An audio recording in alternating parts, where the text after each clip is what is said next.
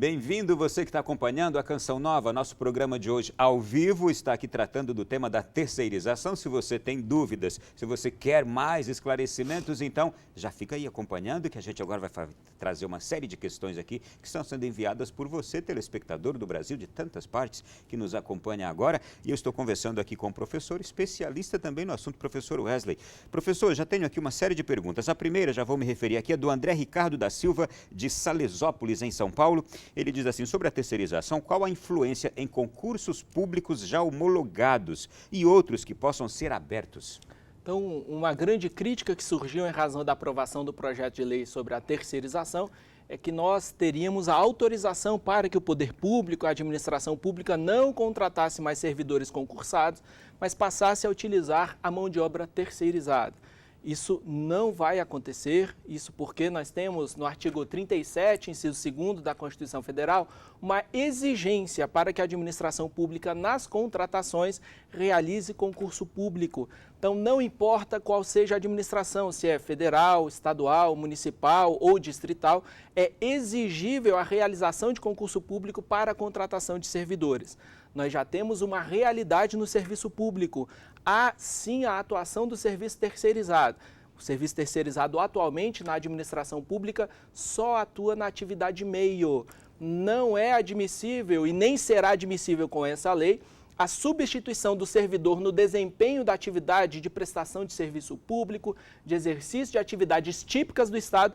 Não é possível que esse servidor seja substituído pelo terceirizado.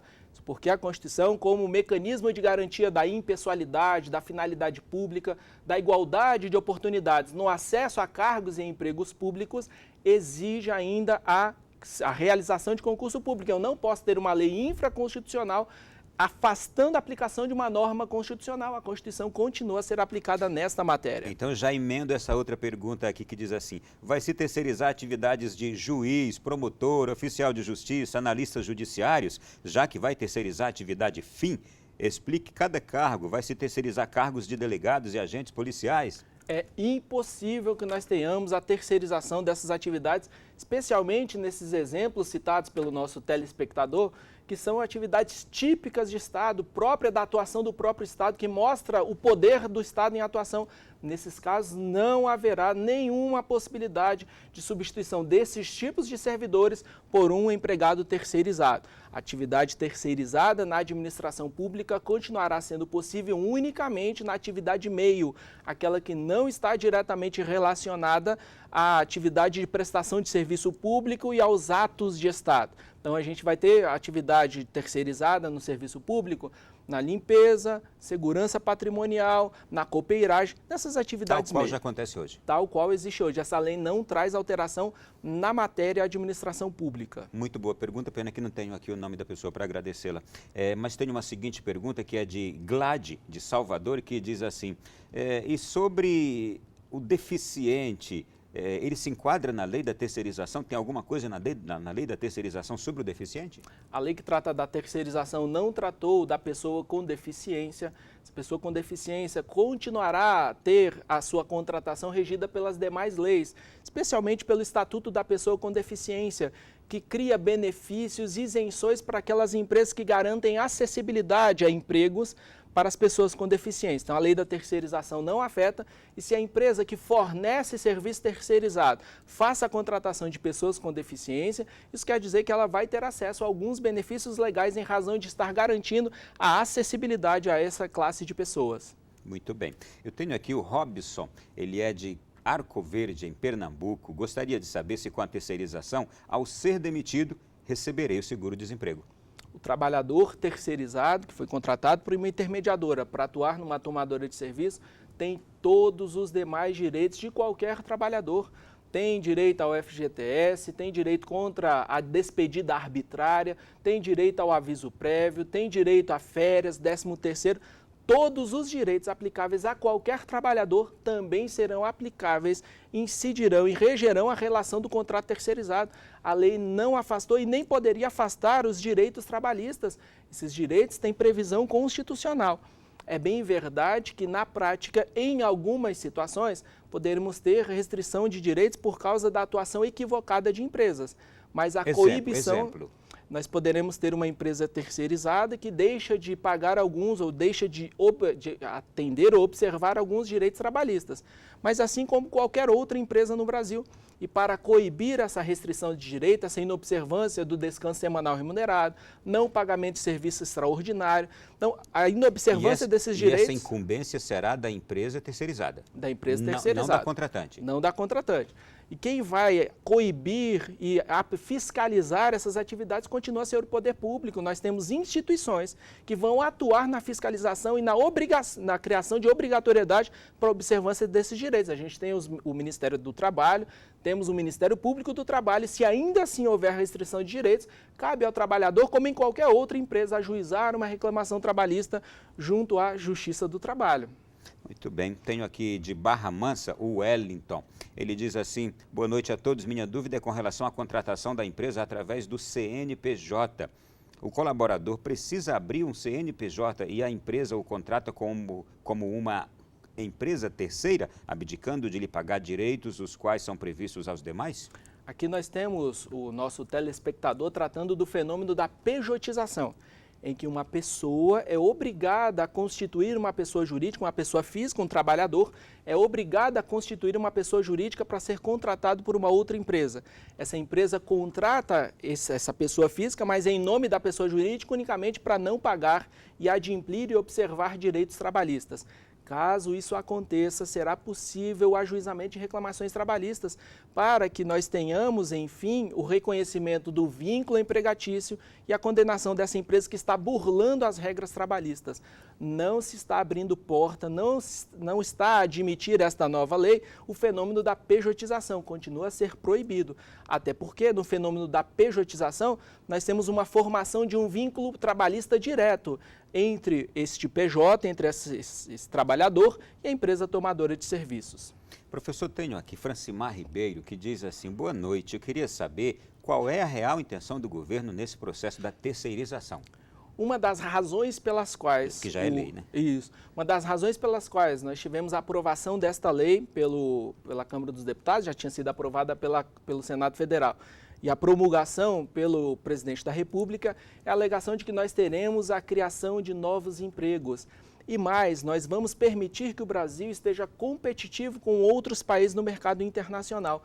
Vários países que concorrem com o Brasil no mercado internacional admitem a terceirização. Por exemplo, nós temos a Alemanha, Austrália, África do Sul, Colômbia, Peru, Chile, países que no mercado internacional concorrem com o Brasil, que nas suas ordens jurídicas internas admitem a terceirização, e o Brasil, atrasado nessa matéria, não tinha permissão.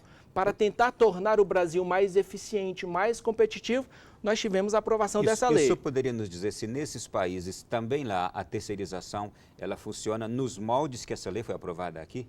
Ou há alguma diferença? Tem algumas singularidades, mas em grande parte, nos estudos que nós temos de comparação do Brasil com esses outros países, a terceirização é admitida de forma irrestrita, seja na atividade fim, seja na atividade meio, não havendo qualquer tipo de restrição. Mas o que é importante que nós saibamos, que embora tenha sido aprovada a terceirização, inclusive para atividade fim, essa terceirização não afasta eventual responsabilidade da empresa tomadora de serviço. Aquela empresa que contratou a empresa terceirizada, então aquela que contratou o serviço daquela que vai fornecer os trabalhadores terceirizados, pode sim ser responsabilizada. Caso a empresa terceirizada não arque, não adimpla com as suas obrigações trabalhistas, caso não pague 13º, não pague férias, não pague salário, estes trabalhadores que tiveram a inobservância de seus direitos podem sim buscar a reparação de seus direitos contra a empresa tomadora de serviço. Então não houve uma desproteção do trabalhador. Não quer dizer que se essa empresa terceirizada que ela quebrar, os trabalhadores dessa empresa ficarão sem receber as suas verbas rescisórias trabalhistas. Isso não vai acontecer. A lei expressamente prevê também a responsabilidade subsidiária dessa empresa tomadora de serviço. E mais, quanto às obrigações previdenciárias, que é uma grande preocupação. E agora, essa obrigação previdenciária, será que nós teremos o pagamento das contribuições sociais? Será que esse trabalhador terceirizado vai ter a sua aposentadoria garantida? a empresa tomadora de serviço é obrigada a descontar do valor que vai ser repassado para a empresa terceirizadora, é obrigada a descontar 11% a título de recolhimento previdenciário, garantindo assim os direitos... Quem recolhe os 11%?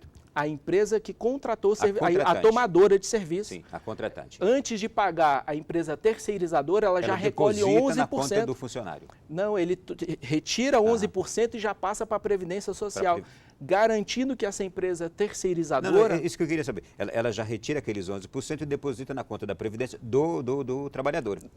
É um recolhimento geral.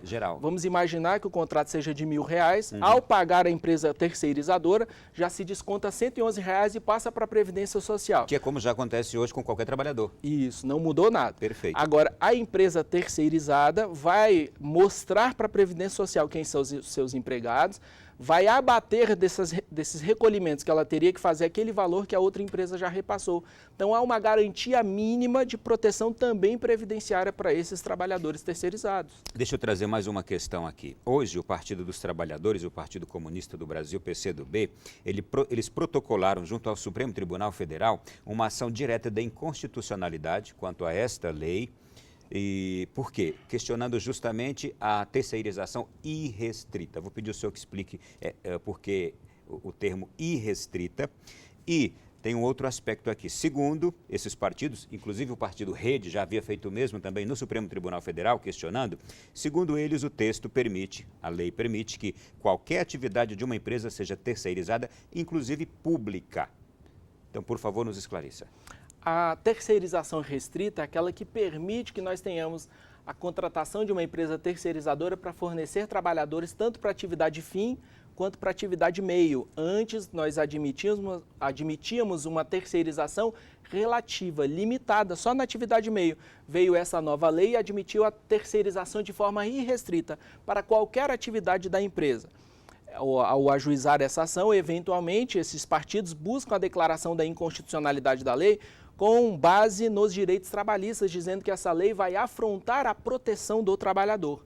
Mas, como eu já afirmei, não é verdade. E mais, é bem possível que o Supremo Tribunal Federal, ao analisar essas ações ajuizadas pelos partidos, declare a inaplicabilidade dessa lei de forma expressa à administração pública, dizendo que na administração pública essa lei não tem aplicabilidade para atividade fim. Como o senhor já nos explicou. Isso. Isso quer dizer, portanto, que aqui, no segundo argumento desses três partidos, o Rede, o PT e o PCdoB, não se aplica ao trabalho público. E talvez expressamente nós tenhamos o Supremo Tribunal Federal declarando, fazendo... O que tornará mais forte ainda o efeito da lei. Isso, declarando expressamente a não aplicação para a administração pública por causa da exigência do concurso público. Muito bem. Bom, seguindo aqui ainda, a gente tem mais questões que estão nos chegando aqui. Boa noite. Com a lei, o salário terceirizado pode ser reduzido? O salário do terceirizado pode ser reduzido? Adilson de Muriaé, Minas Gerais. Ao empregado terceirizado, nós temos a aplicação da proteção constitucional da vedação de pagamento de uma remuneração menor que o salário mínimo. Então, no mínimo, o empregado terceirizado receberá o salário mínimo. Mas, além disso... No mínimo, ele não pode receber menos que isso? Não pode receber, porque esse direito da Constituição é aplicável a qualquer trabalhador. Mas, além disso, em algumas categorias que são organizadas, nós temos pisos salariais. Então, ainda que nós tenhamos a contratação de um empregado terceirizado, este empregado, por atuar num ramo que tem piso salarial, ele não vai ganhar menos do que esse piso salarial. Então, nós temos sim a previsão de um pagamento mínimo.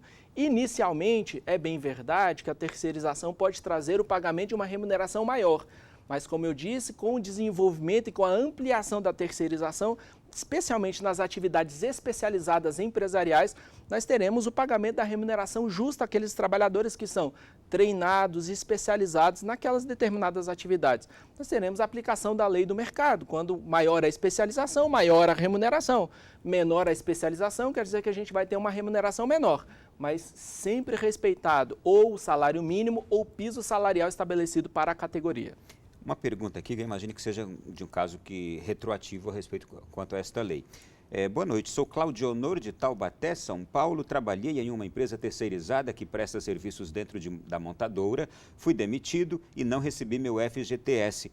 Nesse caso, posso buscar na justiça que a montadora faça o ressarcimento desse débito? como nós temos a previsão da responsabilização subsidiária, a súmula 331 do Tribunal Superior do Trabalho, já aplicável antes dessa lei, previa a responsabilização subsidiária das empresas tomadoras do serviço.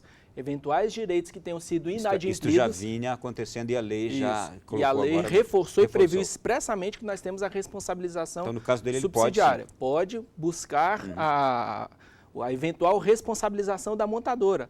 Aliás, nós teremos a partir de então a possibilidade do trabalhador, ao litigar, ao buscar os seus direitos, de incluir na sua ação trabalhista, na sua reclamação trabalhista, tanto a empresa tomadora de serviço quanto aquela empresa terceirizadora. Olha, eu tenho umas perguntas aqui, um monte de perguntas. A próxima vai ser do Vite, lá de Bauru, mas vai ficar para depois do nosso intervalo. Está muito bom, viu, professor? A gente está tirando muitas dúvidas aqui. Muito obrigado. A gente volta daqui a pouquinho e você aí de casa pode ir mandando mais perguntas também no nosso número de WhatsApp.